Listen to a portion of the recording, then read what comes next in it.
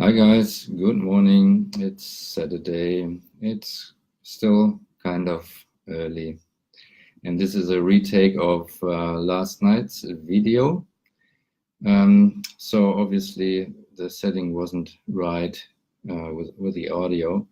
So this is take number 2. So I'm coming to you today with a topic that kind of dawned on me, because it's such an issue for actually most men, yeah.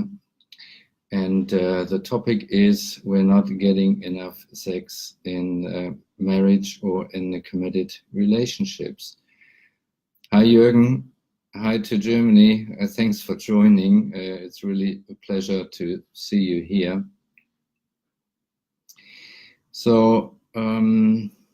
So the point I would like to make is, if you're in a committed relationship or if you're in a marriage and there is not enough sex, then I would say this is tougher than being a single and you don't have sex, because if you're single, you wouldn't expect to have sex on a regular basis. But if you're with a partner, of course you have certain needs for connection, for attachment, and all these kind of things. And for me, it's almost like going to the fridge, yeah, open the fridge and see all the delicious foods, and you're not allowed to eat them. So that can leave you with a feeling of rejection, not being wanted, or even with feeling guilty about your needs. Yeah, and that's really a trouble, a real trouble in relationships, and often sort of has also the context of other difficulties. Yeah, not being able to solve problems, not being able to connect properly and have a good time, not enjoying each other's company, and so forth. Yeah. So I had guys coming to me asking, "Hey Frank, what can I do to switch off my sex drive?" And well, it's it's not as simple, and it wouldn't be advisable anyway. Because from my point of view, so sexual energy is definitely a very fundamental life energy, and we should never aim at diminishing it or feeling guilty about it. We can actually learn to utilize that energy and make it available to all other areas in our life, to have more pleasure, more fun, and more energy, actually, to do tasks, to go about or take on challenges, which I think is a wonderful idea.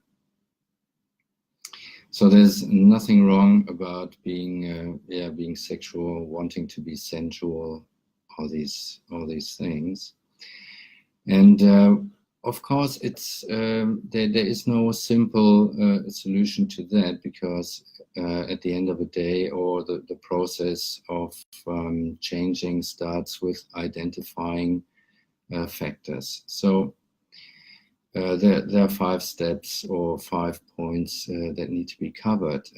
So step number 1 is to identify factors that are related to your relationship. Yeah. So that could be, for instance, a power struggle.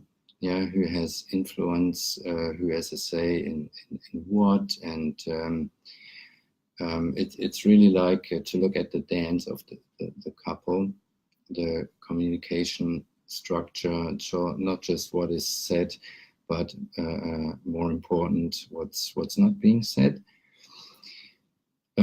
There could be, of course, money issues. There could be issues coming from parents, from the in-laws.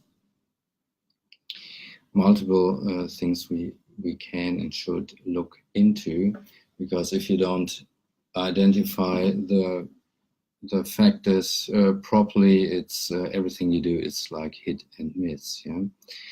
So the second area is to look into your personal area. So how do you show up in the relationship? What is it that you bring to the table as a person? Yeah.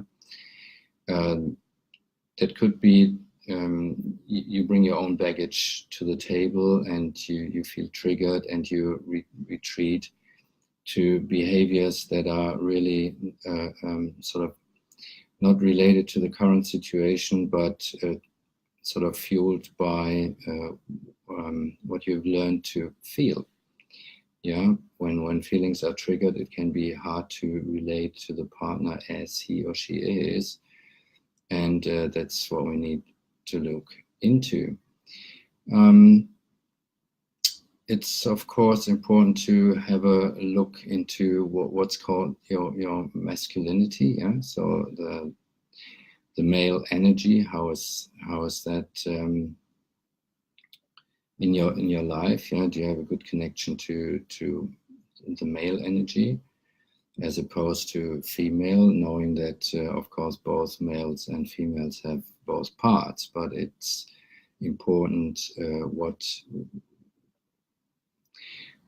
is responsible at what time. Yeah, so these are factors number 1 and 2, and so where are my notes here? Number 3 would be to have rituals in the relationship that you resolve conflict very, very quickly as soon as it arises, and rituals to connect and to reconnect, yeah, on a regular basis, because resentments don't sort of build in whatever. Sort of resentments take a lot of time to build. Yeah, it's usually a compounding effect, and it doesn't happen overnight, but it's a build up. Yeah. So as step 4, it would be then to define goals for your relationships and implement tools. And step 5 would then be to define goals for yourself, where you probably need to delve into skill building and maybe some mindset work, how men should show up, what relationships should be like, realistic expectations, these kind of things, and to be able to connect fully to yourself and to your partner. Well, that would be the 5 steps that I would identify and point out to go through to have a happier life, happier relationship. And at the end of the day, if you have a happier relationship, sex just happens naturally. So there's not much you really need to plan or to think about a lot. It will just happen because it is natural, right? So I hope you're having and will have a fantastic Saturday, and I catch you again next week. Bye for now.